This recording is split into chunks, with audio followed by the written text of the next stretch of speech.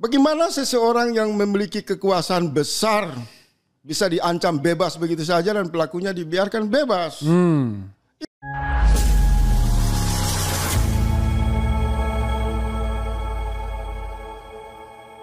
Assalamualaikum warahmatullahi wabarakatuh. Halo sahabat sekalian dimanapun Anda berada.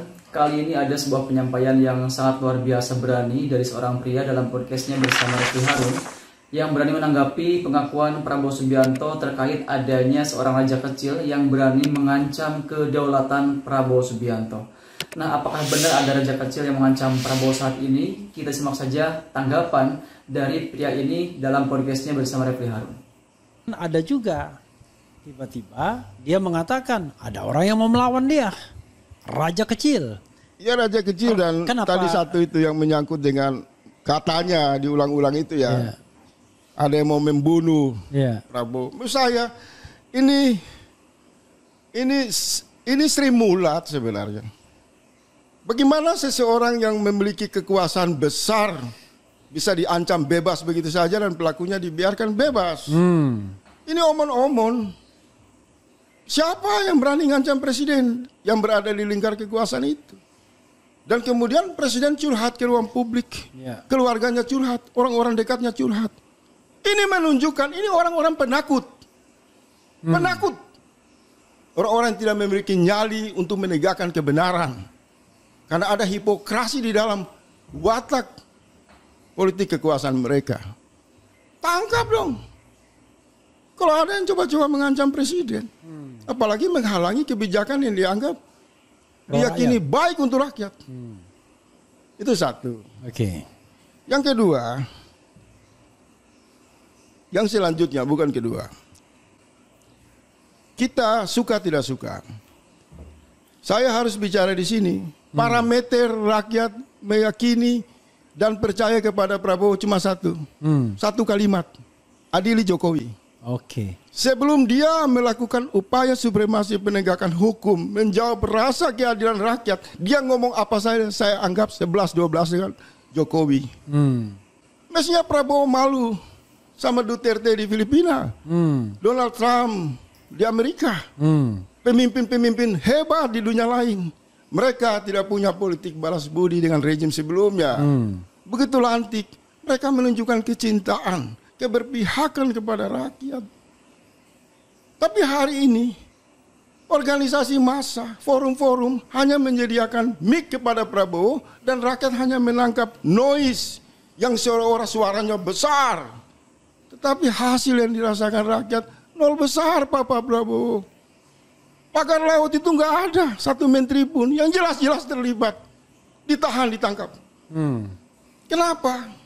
Karena satu kekuasaan yang dilahirkan dalam proses yang tidak adil tidak bisa menegakkan prinsip-prinsip kejujuran kepemimpinan itu sendiri. Orang jangan lupa penyelundupan Gibran di MK, tata kelola pemilu yang amburadul, yang rakyat melihat kecurangan di mana-mana, memaksakan kepemimpinan itu lahir dengan kecurangan. Kemudian dia mau menegakkan kejujuran dan kebenaran. Wong dia lahir dari proses penipuan.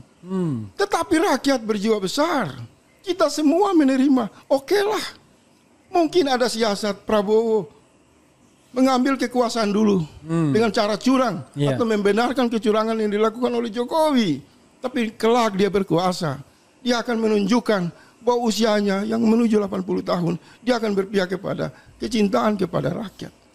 Harapan itu kita bangun. Tapi 100 hari ini saya nggak melihat.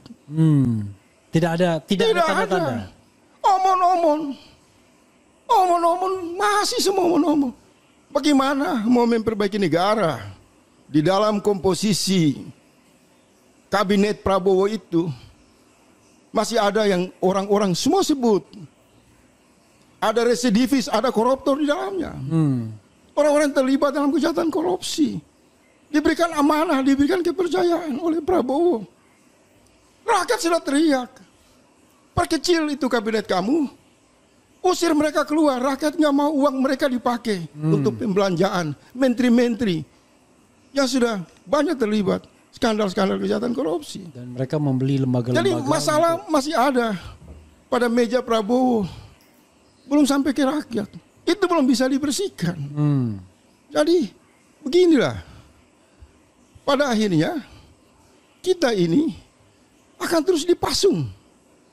Rakyat akan terus menerus dipasung, dipaksa untuk menyaksikan pemutahiran kejahatan dari satu rejim kepada rejim yang lain. Ini harus dihentikan. Dan tidak penting lagi berbicara dengan kerangka ilmu pengetahuan yang terlalu agung dan luar biasa. Karena yang kita hadapi ini bukan praktek peradaban bernegara. Ini premanisme. Ini kebun binatang. Di mana ruang kita bicara ilmu pengetahuan untuk mengevaluasi negara?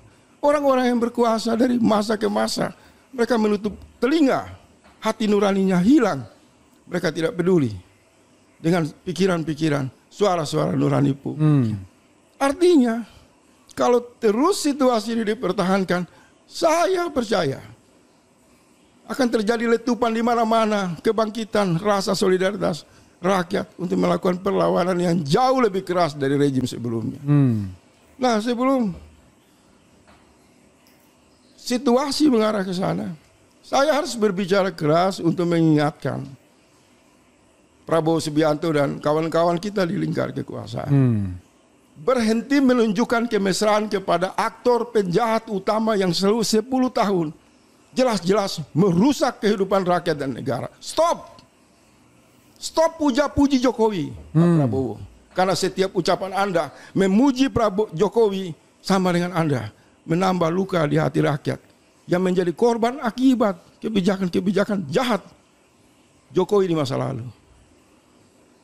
Tidak pantas seorang pemimpin tidak menegakkan hukum untuk membasuh luka rakyat, justru datang menambah luka rakyat dengan memuji penjahat, penipu, pembohong, koruptor yang oleh lembaga internasional dideklarasikan sebagai koruptor yang paling menakutkan di Indonesia. Posisi RP ya.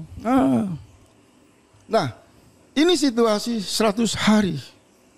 Keras, penuh tantangan. Rakyat juga harus keras dan bersikap lebih reaksi terhadap situasi ini. Supaya apa?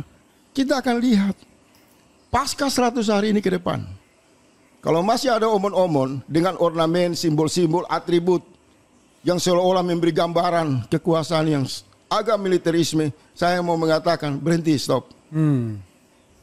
Rakyat membiayai tentara, polisi di Republik ini bukan untuk menakuti-nakuti rakyat. Dan jangan diseret ke dalam tata kelola kekuasaan untuk tujuan powerful yang berakibat otoriter, kediktatoran.